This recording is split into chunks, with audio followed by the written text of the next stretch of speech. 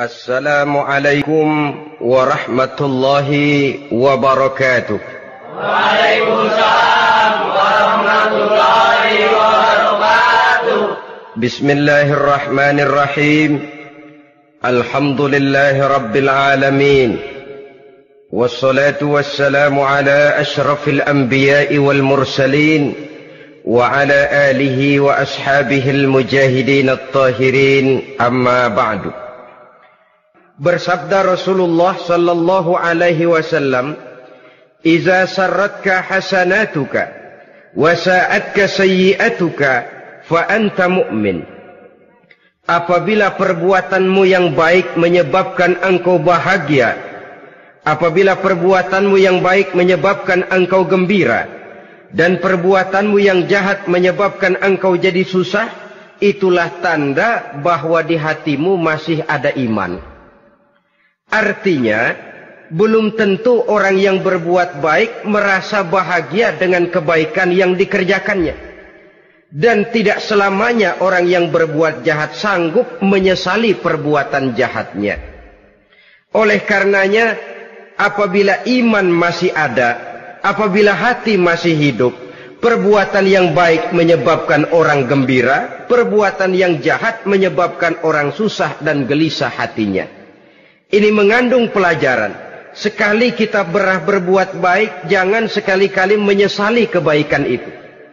Sebaliknya, satu kali kita melakukan kesalahan, hendaknya selalu menyesalinya.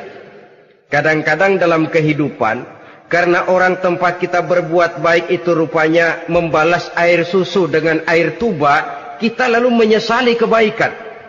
Lahirlah kata-kata, "Nyesal saya nolong dia."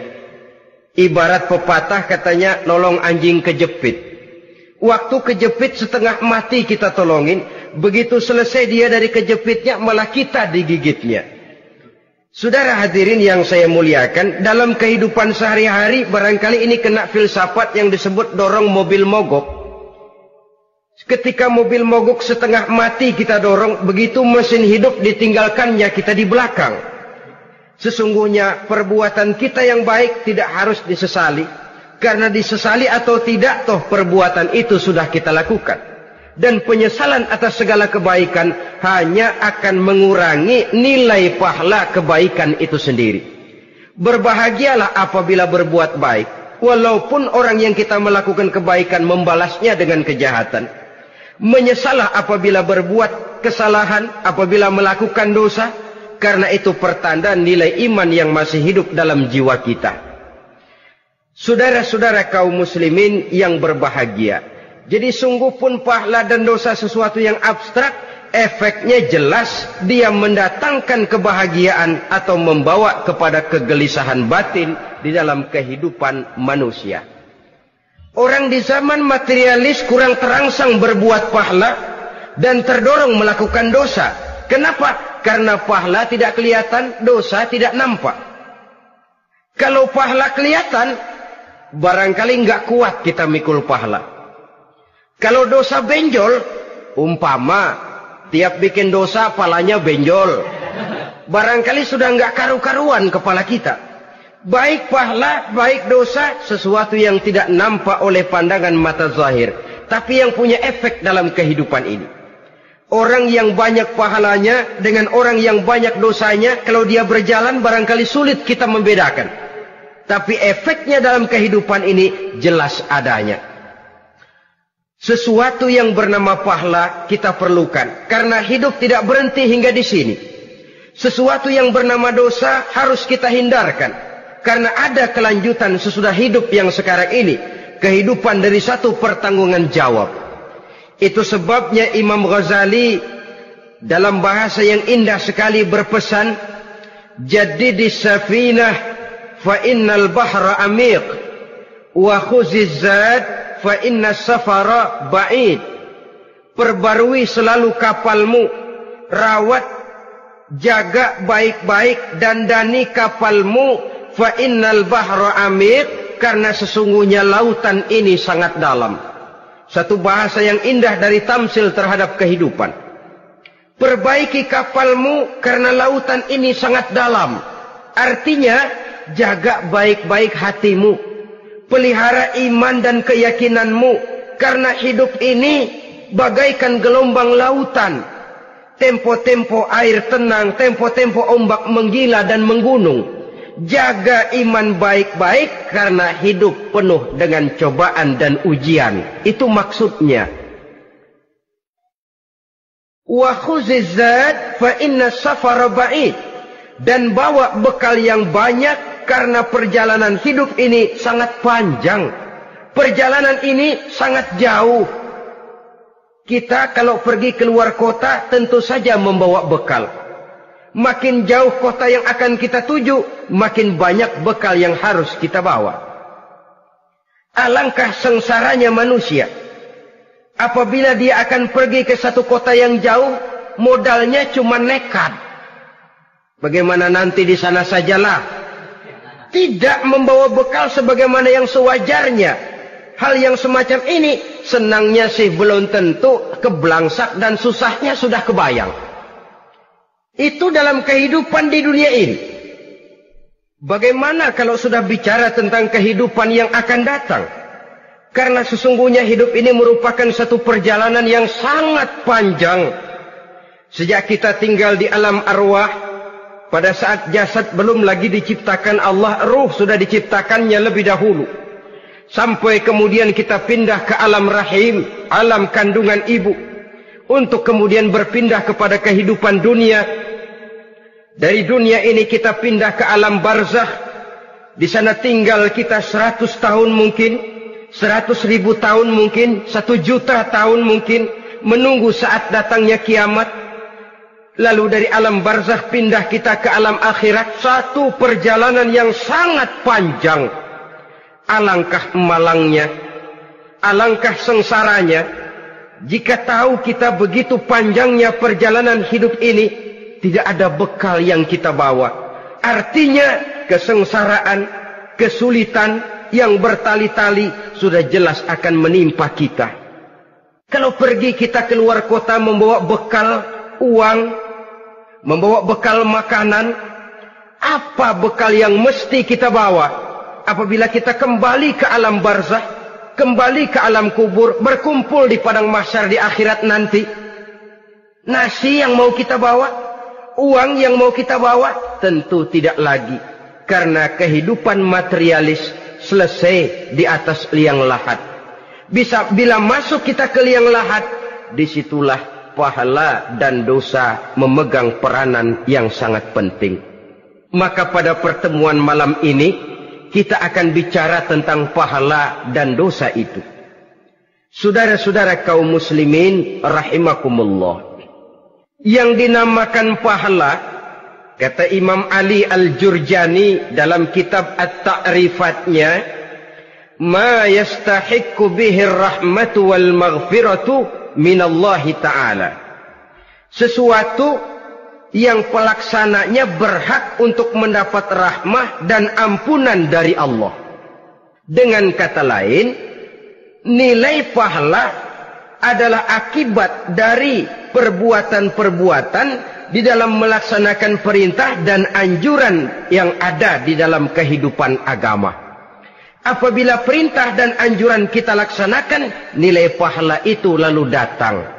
Nah, nilai pahala dalam Islam, menurut konsepsi Quran, Allah menjelaskan, man jaa bil hasanati falahu asyru amsalihha. Barang siapa yang datang membawa satu kebajikan, barang siapa yang melaksanakan satu kebaikan, maka dia akan mendapat balasan 10 kali dari kebaikan yang dikerjakannya. 10 kali ini pun masih dilipat gandakan dengan 7. 7 ini pun masih dikalikan 100. Dan itu pun masih ditambah dengan pernyataan, wallahu yudha'ifu liman yasha. Allah masih akan melipat gandakan perbuatan baik seseorang yang dikehendakinya. Itulah nikmatnya dalam Islam. Tetapi sebaliknya, wa man jaa'a bisayyi'ati fala yujza illa mislaha. Barang siapa yang melakukan satu kejahatan, dia tidak akan mendapat balasan kecuali sesuai dengan kejahatan yang dikerjakannya. Alangkah rahman dan rahimnya Allah. Orang yang berbuat baik dibalas 10, dikali 7, dikali 100, masih dilipat gandakan pula. Tapi orang yang berbuat jahat tidak akan mendapat balasan kecuali sesuai dengan kejahatan yang dikerjakannya. Ini kan beda dengan sifat kita manusia. Kita ini kadang-kadang kalau dijitak membalasnya mukul. Tapi kalau orang berbuat baik kepada kita, kita enggan untuk berbuat baik kepada orang tadi. Allah tidak mengajarkan begitu. Satu kebaikan berbalas 10. Satu kejahatan berbalas dengan satu kejahatan. Maha Rahman dan Rahim Allah. Bahkan dalam Islam, niat berbuat baik saja mendapat pahala. Sedangkan niat berbuat jahat belum ditulis merupakan satu dosa sampai kejahatan itu dikerjakan oleh orang yang niat tadi. Umpamanya, saudara niat, nanti malam giliran pengajian, saya mau hadir di majelis taklim. Pas datang waktu malam, hujan turun sangat lebat. Saudara berhalangan datang ke majelis taklim, saudara sudah mendapat pahala niat. Tapi saudara niat, nanti malam kalau turun hujan, saya mau bongkar rumahnya si fulan, saya mau curi seluruh harta bendanya. Ternyata malam saudara tidak mengerjakan perbuatan itu belum ditulis dosa sampai perbuatan itu benar-benar dikerjakan. Tapi lalu jangan macam-macam, kalau begitu niat aja yang baik biar nggak usah dikerjain. Niat aja pengen ngaji walaupun tidak ada niatan untuk ngaji. Allah lebih tahu tentang apa yang terdetik di dalam hati sanubari kita. Itulah sebabnya sangat dianjurkan orang untuk melakukan segala macam kebajikan. Dan dianjurkan orang menjauhkan segala macam bentuk kejahatan. Karena dia akan berefek melahirkan dosa dan pahala. Dosa dan pahala itulah alat untuk memperoleh kebahagiaan di alam kubur, di padang mahsyar, sampai di akhirat nanti. Di dunia ini mungkin segalanya bisa kita beli dengan yang namanya uang. Keamanan kita bisa menyewa petugas untuk menjaga rumah kita. Kendaraan yang mewah bisa kita beli. Udara yang sejuk bisa kita ciptakan. Siapa banyak uang, dia raja. Mungkin itu di dunia. Tapi bisa apa uang kalau kita sudah masuk ke alam kubur? Bisakah munkar nakir kita sogok? Udah karkir, jangan nanya nih, cepet. Bisakah malaikat azab menyingkir dengan uang semir? Ternyata tidak. Untuk memperoleh kebahagiaan di sana, nilai pahala. Kesengsaraan akan kita dapat kalau kita banyak menumpuk dosa. Oleh karena itu jangan beranggapan, pahala nggak kelihatan, dosa juga nggak kelihatan, biarin saja. Yang tidak kelihatan ini pada waktunya akan memegang peranan yang sangat penting. Tapi tidak cuma untuk menghadapi hidup di situ, kita lalu harus berbuat baik dan meninggalkan yang jahat. Terutama juga di dunia ini. Toh pepatah bilang gajah mati meninggalkan gading, harimau mati meninggalkan belang. Apa yang akan kita tinggalkan setelah kita mati? Kita ingin jasad kita boleh hancur terkubur tanah, tapi nama kita ingin hidup terus, dikenang orang 100, 1000, bahkan 1.000.000 tahun yang akan datang. Ditulis orang dengan tinta emas dalam sejarah, tercatat kita sebagai orang baik-baik. Saudara-saudara kaum muslimin rahimakumullah. Lalu perbuatan apa yang bisa mendatangkan pahala itu? Saudara-saudara, semua perbuatan yang diperintah dan dianjurkan oleh Allah, yang dikerjakan dengan ikhlas hanya untuk mencapai ridho Allah, mendatangkan pahala. Kadang-kadang menurut pendapat kita remeh, tapi nilainya di sisi Allah besar. Itu pahala. Menghitung pahala itu hak prerogatif Allah. Perbuatan yang ringan Allah mau berikan ganjaran yang besar, itu urusan Allah. Misalnya, kata Nabi, la tahkiranna minal ma'rufi syai'an. Jangan kamu menganggap remeh perbuatan baik walaupun kecil. Jangan merasa sulit melakukan perbuatan yang mengandung pahala. Bertemu dengan teman, muka kita cerah, berpahala. menyingkirkan duri di jalanan berpahala, menolong orang yang sesat, memberitahu orang yang bertanya berpahala. Tidak sulit kalau kita mau. Yang diperintah dan dianjurkan oleh agama itu perbuatan yang mengandung nilai-nilai pahala. Masalahnya cuma tinggal mau atau tidak dan dikerjakan dengan ikhlas. Bertemu teman mukanya cerah, pahala. Menyingkirkan duri di jalanan, pahala. Sedekah, pahala. Tidak berupa perbuatan, bisa berupa ucapan. Misalnya bersolawat, pahala. Bertasbih dan bertahmid, pahala. Kata Nabi, kalimatani khafifatani 'alal lisan, saqilatani fil mizan. Ada dua kalimat yang enteng di lidah tapi berat di timbangan akhirat nanti. Apa itu? Subhanallah walhamdulillah. Itu kan amalan yang ringan, perbuatan yang mudah saja, tapi nilainya demikian besar dalam pandangan Allah. Jadi pendeknya, perbuatan yang bernilai pahala adalah perintah dan anjuran agama yang dilaksanakan dengan ikhlas semata-mata untuk mencapai ridho Allah, itu mengandung pahala. Niat dasarnya itu harus karena Allah. Landasannya harus karena ikhlas. Bukan cuma sekedar basa-basi, tidak karena ingin dipuji orang, tidak karena mengharap tanda jasa, tapi ikhlas semata-mata. Dari perbuatan yang paling kecil dan mudah sekali sampai kepada amalan-amalan yang besar dan memerlukan biaya yang besar, seperti melaksanakan ibadah haji, seperti jihad fi sabilillah, membangun masjid, membangun pondok-pondok pesantren, membangun pusat-pusat kesehatan, membangun jalan-jalan umum, termasuk menjaga keamanan. Jangan dikira loh, siskamling umpamanya, menjaga keamanan kampung tidak berpahala. Kalau diniatkan ibadah, menjaga ketenangan warga supaya mereka tekun ibadah, ikhlas karena Allah, itu juga bernilai ibadah. Keluar kita dari rumah, pergi pagi, pulang sore, peras keringat, banting tulang cari nafkah, buat menghidupi anak istri kita. Kalau diniatkan ibadah, melaksanakan kewajiban sebagai kepala rumah tangga, membantu orang tua sebagai anak, itu juga perbuatan-perbuatan yang mengandung pahala. Yang terbaik sesuai dengan bidang kehidupan kita. Ada orang yang dinamakan abid, ahli ibadah, pahala yang paling baik bagi dia, banyak-banyak tahajud, sembahyang malam, wirid, zikir, tasbih. Ada yang dinamakan orang alim, pahala yang paling baik buat orang macam ini, mengajar, menyebarkan ilmu, mendakwahkan Islam. Ada yang disebut wali, pejabat pemerintah, petugas. Amalan pahala yang paling baik buat orang semacam ini, melayani masyarakat, bekerja di bidangnya sesuai dengan profesinya.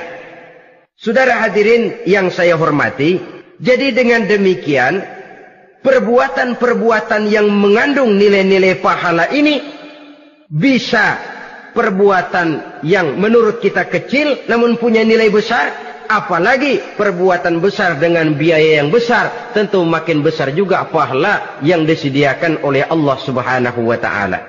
Oleh karenanya, kalau kita bercermin dari ayat Quran, hidup ini kesempatan untuk berbuat baik. Huwallazi khalaqal mauta wal hayata liyabluwakum ayyukum ahsanu amala.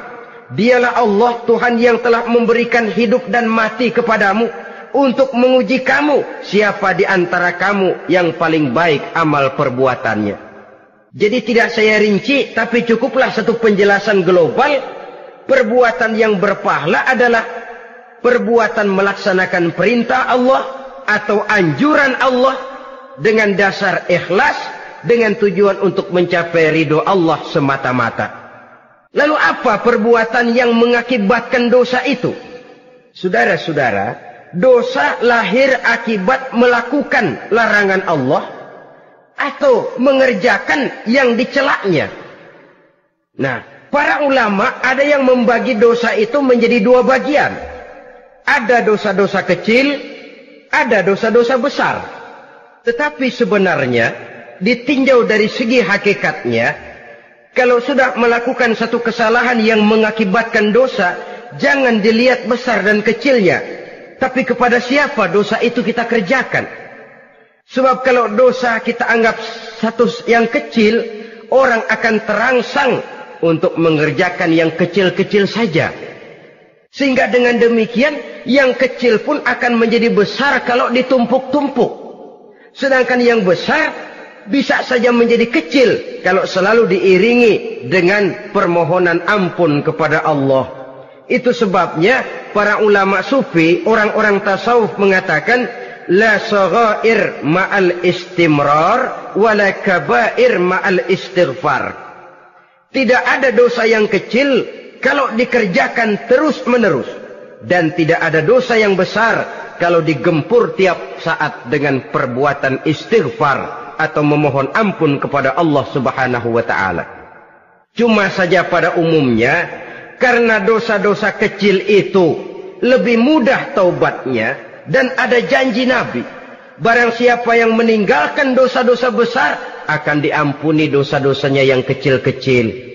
Oleh karena itu, pada kesempatan ini kita akan juga bicarakan apa saja yang termasuk klasifikasi dosa-dosa besar, dengan harapan kita bisa menjaga diri, menyelamatkan diri, jangan sampai terjatuh ke dalam dosa-dosa yang besar tadi. Tetapi bukan berarti kita harus terangsang melakukan dosa-dosa yang kecil. Biarin kecil ini, tobatnya gampang. Dosa kelas teri. Dosa itu kan tidak kelihatan. Lalu terangsang melakukan perbuatan dosa-dosa walaupun kecil, kalau berlarut terus-menerus dia akan tumbuh menjadi dosa yang besar. Oleh karenanya jangan sampai mengundang pengertian kalau kita membicarakan dosa-dosa yang besar lalu terangsang melakukan dosa-dosa yang kecil. Karena bagaimanapun juga dosa kecil dan dosa besar sama dalam arti kepada Allah kita melakukan kesalahan. Dan dosa yang kecil pun kalau bertumpuk, dia akan menjadi banyak. Saudara-saudara kaum muslimin rahimakumullah, ada beberapa jenis dosa-dosa besar. Jenis yang pertama, asyirku billah, syirik atau menyekutukan Allah. Dari sekian deretan dosa-dosa besar, syirik ini merupakan bapak moyangnya dosa. Dedengkotnya dosa itu syirik, menyekutukan Allah. Bahkan dosa yang lain Allah masih mau mengampuni, tapi kalau sudah syirik, menyekutukan Allah, itu sudah satu dosa yang tidak berampun sama sekali. Oleh karena itu tepat pesan Imam Ghazali tadi, jadi di safinah fa innal bahra amik, jaga iman, pelihara akidah, dandani kapal. Karena hidup ini gelombang lautan sangat dalam, hidup banyak cobaan. Di dalam hidup di zaman sekarang ini, saudara bisa perhatikan, di mana tensi ekonomi tinggi, lapangan kerja sulit, persaingan hidup makin tajam, sifat egois dan individualis tumbuh di mana-mana, rasa solidaritas sosial menurun, sifat gotong royong musnah. Orang mudah potong kompas, potong jalan. Ingin cepat kaya, ingin cepat naik pangkat, ingin dapat kedudukan. Kadang-kadang akidah pun terjual, akidah pun musnah, jatuh ke jurang syirik pun tidak jadi soal. Itu yang kita khawatirkan. Kalau dosa-dosa yang lain Allah masih mau mengampuni, tapi kalau sudah jatuh kepada syirik, Allah sama sekali tidak akan memberikan ampun. Dalam kaitan dengan ini barangkali tepat sinyalemen Imam Ali itu. Andai kata kemiskinan merupakan satu kepribadian, saya akan membunuhnya lebih dahulu. Artinya memang kemiskinan ini sering mendorong orang kepada jurang kemusyrikan. Tidak tahan menghadapi godaan perut akibat tensi ekonomi yang tinggi, lapangan kerja yang sulit. Iman pun jadilah ditukar dengan 3 liter beras. Akidah pun jadilah dibarter dengan 3 bungkus supermi, dengan pakaian bekas, dengan obat-obatan. Tidak jadi soal baginya mengejar kebahagiaan yang relatif singkat dengan mengorbankan kebahagiaan yang abadi. Persis ibarat pepatah, nyari jarum kampak hilang. Mencari sesuatu yang kecil, yang besar jadi sia-sia.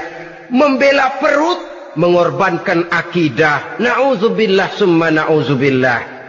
Saudara-saudara kaum muslimin rahimakumullah. Ini fakta. Ini kenyataan. Dan hal semacam ini tidak bisa diatasi cuma dengan ceramah, simposium, diskusi, seminar. Apalagi Nabi berpesan, solahu ummati bil ilmi wal mal. Umatku hanya bisa menjadi baik akidahnya dengan ilmu dan harta. Itu bahasa Nabi. Kalau bahasa kita sekarang, dengan ekonomi dan pendidikan. Ilmu, pendidikan, ekonomi, harta. Tanpa itu, sangat besar kemungkinan kita bisa menjual akidah terjerumus di lembah kemusyrikan. Maka terutama kepada saudara-saudara saya, muslimin yang terpencil jauh dari kota-kota besar, yang kadang dalam kehidupan seharinya imannya sering digoda oleh supermi, akidahnya sering ditantang oleh pembagian beras, pakaian-pakaian bekas, obat-obatan dan sebagainya. Jaga dan bentengi akidah kita.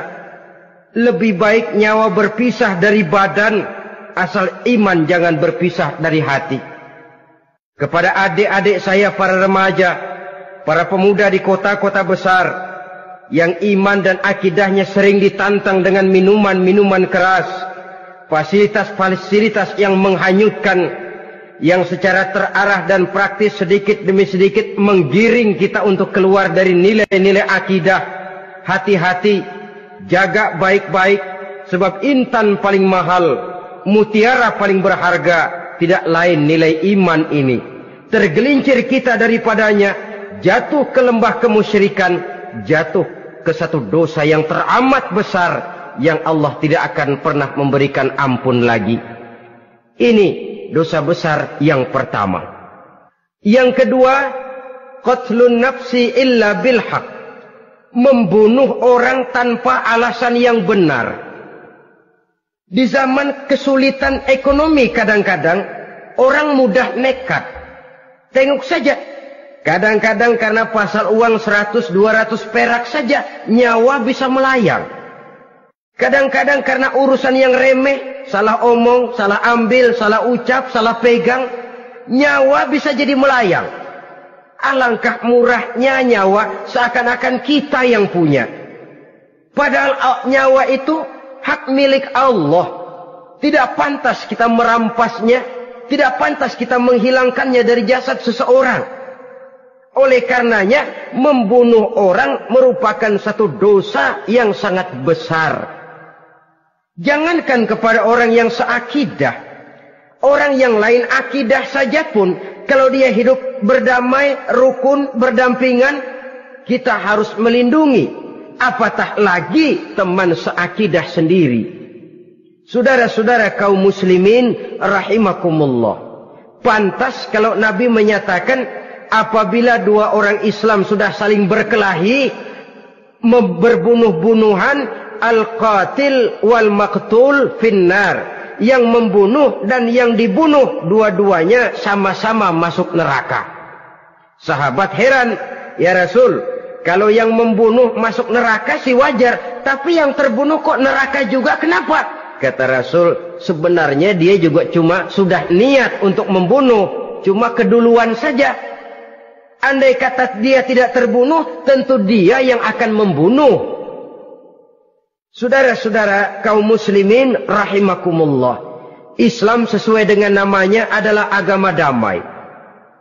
Kita tidak boleh mencari-cari musuh. Walaupun tidak boleh lari kalau bertemu musuh. Oleh karenanya, pantang seorang muslim menimbulkan benih keonaran menjadi biang kerok buat lingkungannya.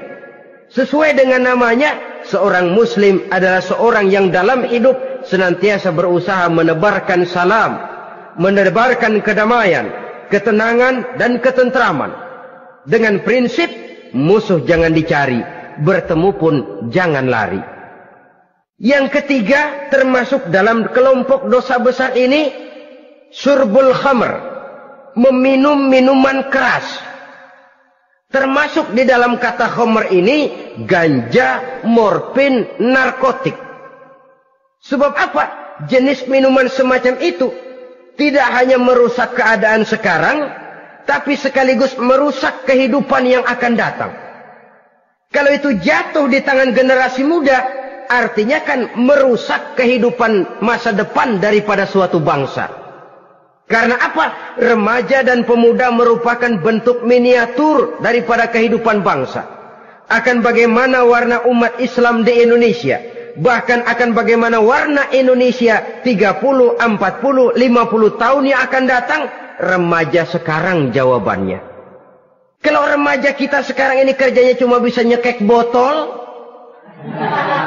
insya Allah bangsa Indonesia 30-40 tahun yang akan datang akan tumbuh menjadi bangsa teler. Tidak banyak yang bisa kita harapkan. Remaja adalah gambaran masa depan dari satu bangsa, dari satu umat. Dan remaja itu di dalam dirinya secara fitrah terkumpul semua bakat, terdapat semua kemungkinan. Kita ini lahir membawa sifat pemimpin, tapi juga membawa sifat pengacau. Kita ini ada bakat jadi orang jujur, ada bakat jadi pengkhianat. Kita ini ada bakat menjadi orang baik-baik, kita juga punya bakat jadi biang kerok.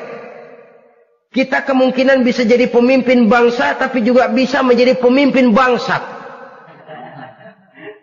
Nanti lingkungan dan pendidikan akan menumbuhkan, membentuk mana yang tumbuh lebih subur. Kalau lingkungan dan pendidikannya lebih banyak bercerita tentang kejujuran, maka nilai kejujuran yang akan tumbuh lebih banyak dalam jiwanya. Dan insya Allah diharapkan dia akan menjadi manusia yang jujur di kelak kemudian hari nanti. Dan masalah minuman keras ini sebenarnya berkait. Kita tidak bisa cuma menyalahkan remaja saja, menyalahkan pemuda saja. Karena bagaimanapun masalahnya kompleks. Menghancurkan sesuatu tanpa melihat kausalnya, tanpa melihat sebab akibatnya kan sama juga bohong. Kemungkinan karena broken home, kemungkinan karena pergaulan, kemungkinan karena kurang perhatian orang tua, kemungkinan karena akibat bacaan, tontonan, atau fasilitas berupa dibukanya pabrik-pabrik minuman keras, dijualnya minuman-minuman keras, di warung-warung yang remang-remang, yang memberikan kenikmatan, kebahagiaan dan kebanggaan tersendiri, sehingga akhirnya orang terangsang untuk datang dan minum di sana. Pada dasarnya memang sepele, cuman minum nggak ngerugiin orang lain kan? Iya, pada waktu minum. Tapi dikala sudah mabuk, out of control, apapun bisa kita lakukan. Yang kita ucapkan kita tidak sadari lagi, yang kita kerjakan tidak kita sadari lagi. Dikala itu segala macam kejahatan bukan sesuatu yang tidak mungkin untuk kita laksanakan. Nggak ngerugiin orang lain, memang pada saat mau minum. Tapi begitu minum, mabuk, kita bisa merugikan orang lain. Setidaknya merugikan diri sendiri. Pertumbuhan IQ menjadi lemah, semangat kehidupan hilang, gairah kerja menurun, kalau tidak ada sama sekali. Lalu apa yang bisa kita lakukan di dalam kehidupan? Dan akan lebih celaka kalau ini menimpa kehidupan generasi muda kita. Kadang-kadang yang ironi ya, kalau yang orang tuanya mampu barangkali masih tertolong. Tapi yang orang tuanya kondisi ekonomi lemah masih kepengen teler juga. Orang tuanya nggak mampu masih pengen mabuk. Dari ganja, morfin nggak dapat, akhirnya kaleng cet diisepin. Yang penting kan bisa teler, mendatangkan satu kebahagiaan tersendiri. Itu sebabnya memang satu kejahatan menurut teori polisi ya hanya bisa terjadi karena faktor N dan K, niat dan kesempatan. Niat ada, kesempatan ada, jadi orang jahat. Kurang salah satunya, biasanya kejahatan terbendung. Niat ada, kesempatan tidak ada, sulit berbuat jahat. Kesempatan ada, niat tidak ada, tidak mungkin orang jahat. Tapi yang paling dominan sebenarnya niat. Kalau niat sudah kuat, kesempatan bisa dicari. Kesempatan bisa diciptakan. Biar Hansip nongkrong, ditungguin lengahnya. Iya biarin. Jam 11 sampai jam 2. Matanya melotot. Jam 3 dia mulai ngulet, ngempet. Nah, di saat itu saya masuk ke rumahnya. Kalau niat kuat, kesempatan bisa diciptakan. Dan kalau sudah niat, ini masalah hati. Kalau sudah masalah hati, menyangkut soal moral. Moral artinya sudah masuk kepada kehidupan agama. Saudara-saudara kaum muslimin rahimakumullah. Yang keempat yang termasuk jenis dosa besar, az-zina, perbuatan zina. Di zaman pergaulan bebas dengan prinsip free love, free sex ini, tengok sudah berapa banyak gadis-gadis bergelimpangan jadi korban. Berapa banyak bayi-bayi yang lahir ke dunia tanpa tahu kemana dia mesti memanggil bapak. Apakah deretan jumlah korban ini masih harus bertambah lagi? Paling tidak, biarlah yang sudah jadi korban. Tapi jangan bertambah lagi hendaknya. Masing-masing kita berupaya menahan diri. Termasuk dalam kategori zina ini. Yang merupakan cabang-cabangnya. Liwat, homoseks, lesbian, masturbasi. Bahkan masturbasi itu termasuk jenis zina tangan. Dan itu juga merupakan satu dosa. Di samping dosa juga merusak diri. Karena bagaimanapun juga dia akan mengurangi kemampuan daya pikir seseorang. Maka agama memberikan jalan keluar. Pesan Nabi, ya ma'syara syabab, man istata'a minkumul ba'at falyatazawwaj. Hai para pemuda, kata Nabi, barang siapa di antara kamu yang sudah bisa ba'at, yang sudah mampu ba'at. Ba'at itu artinya memberikan nafkah. Baik nafkah zahir maupun nafkah batin, falyatazawwaj, maka hendaklah dia kawin. Jadi yang maksud ba'at ini ya nafkah zahir, ya nafkah batin. Kita kadang-kadang cuma bisa ngasih nafkah batin saja sudah merasa pokoknya kan saya sanggup untuk kawin, lalu kawin tanpa kehilangan, dengan kehilangan pertimbangan.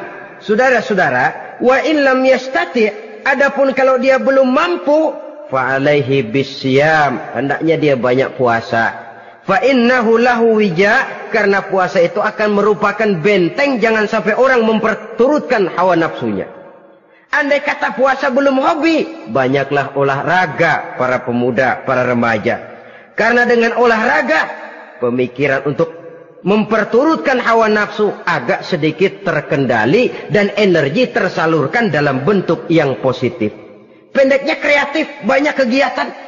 Ini pesan Imam Syafi'i tepat itu. Kata beliau, inni ra'aitu wuqufal ma'i yufsiduh in sala taba wa illam yajri lam yatib.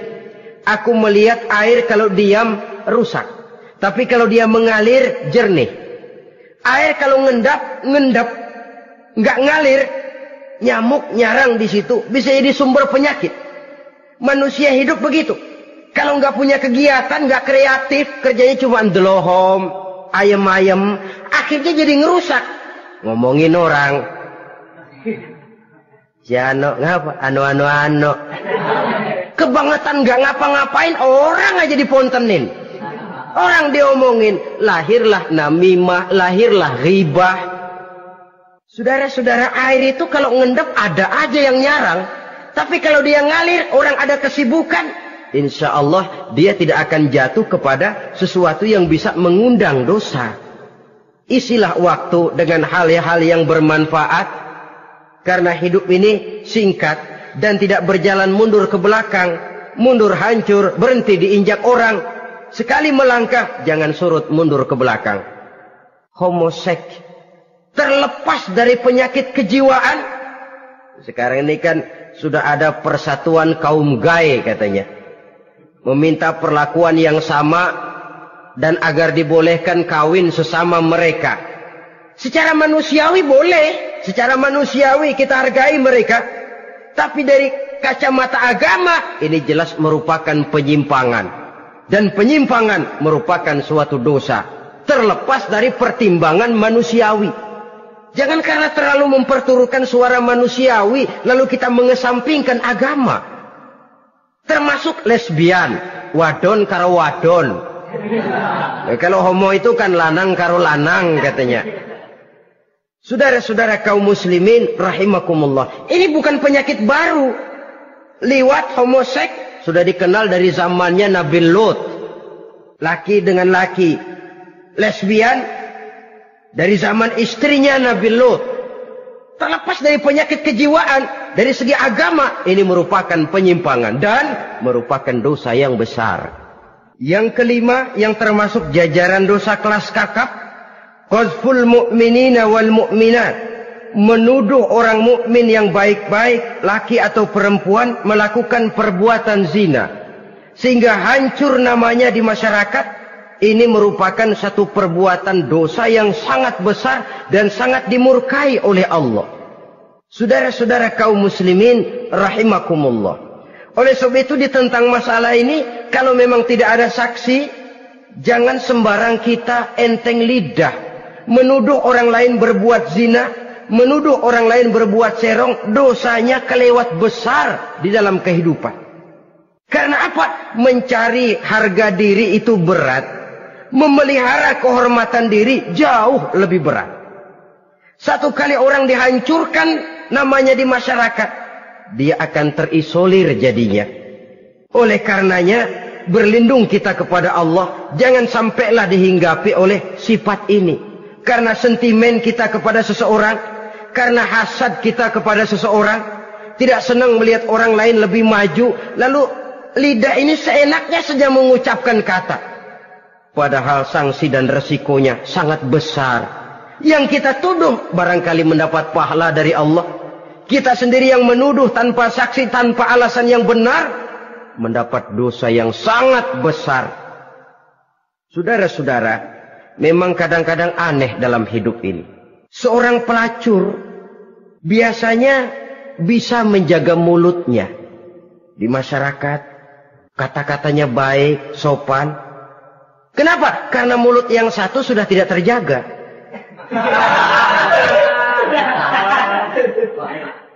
Kita kadang-kadang kehormatan bisa kita jaga, tapi mulut tidak terkontrol.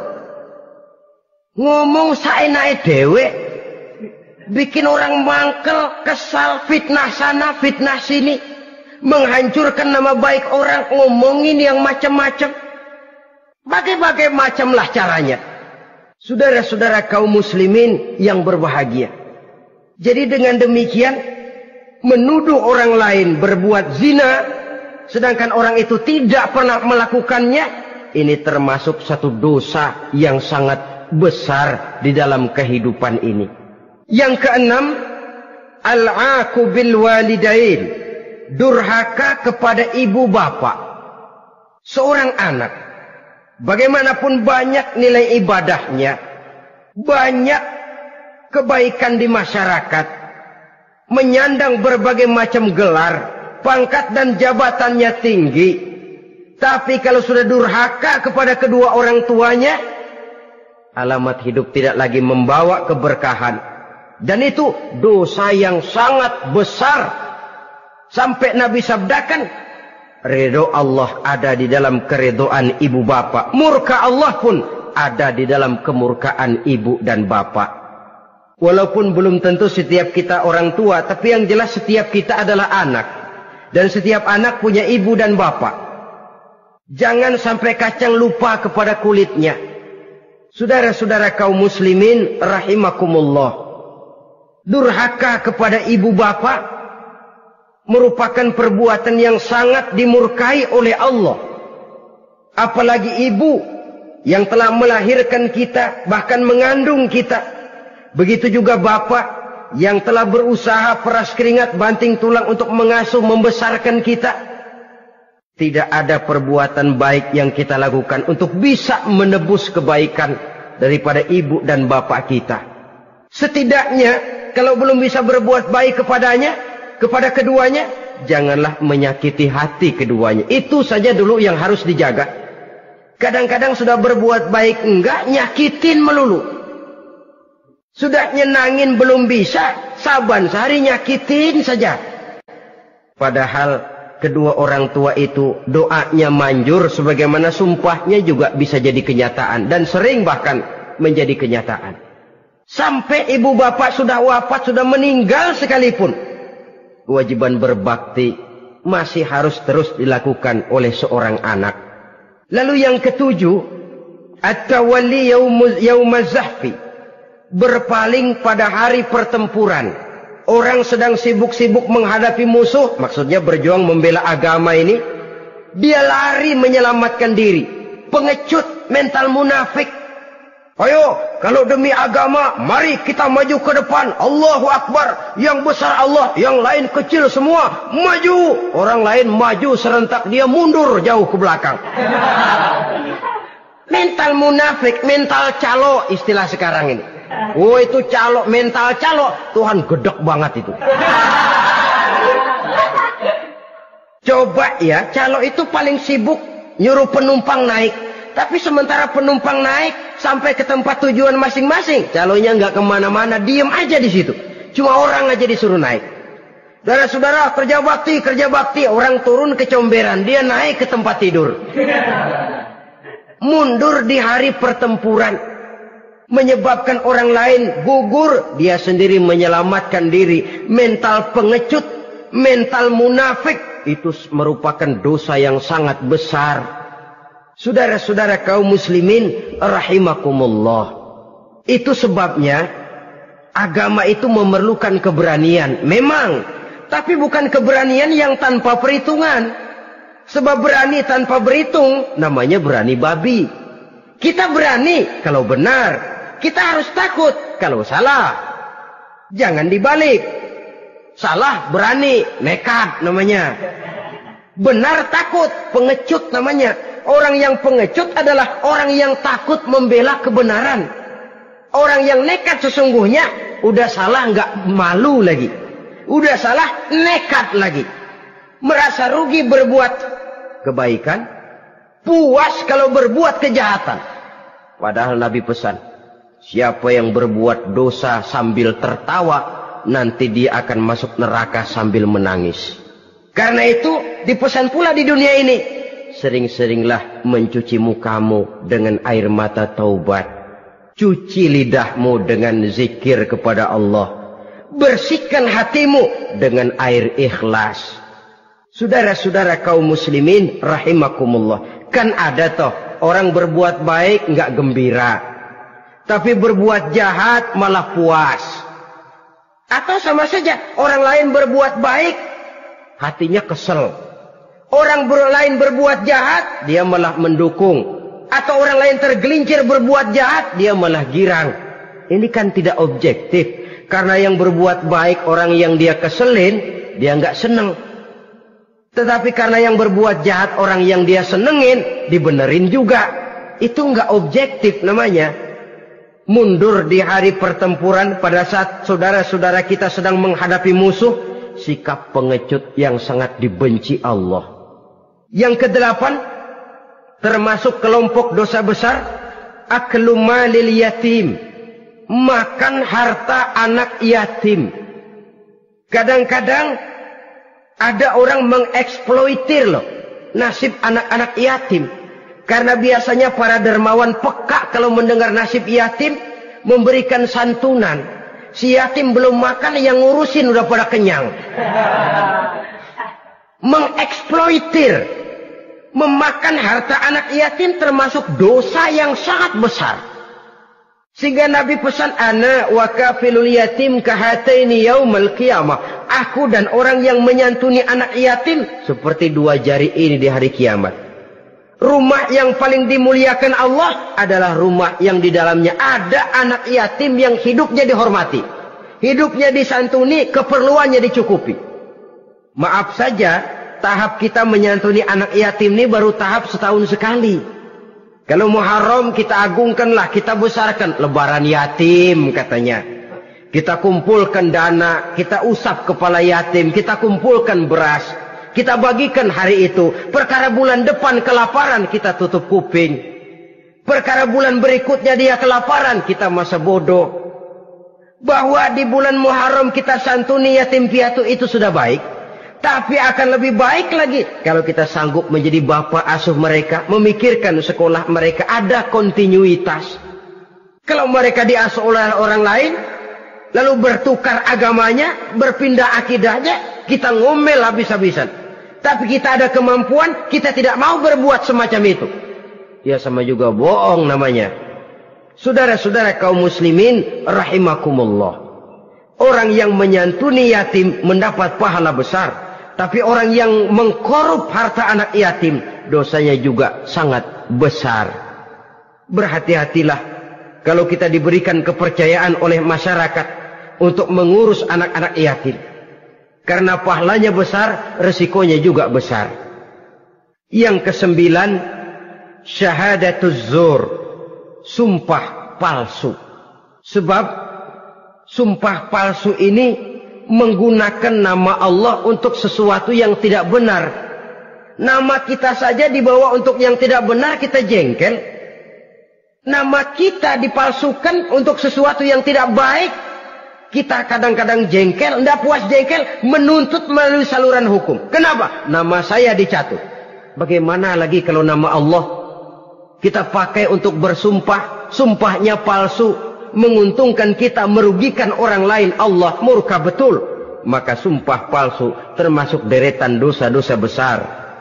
Apalagi yang ke-10, aklur riba, makan riba alias renten. Ini kan yang cepat mendatangkan uang.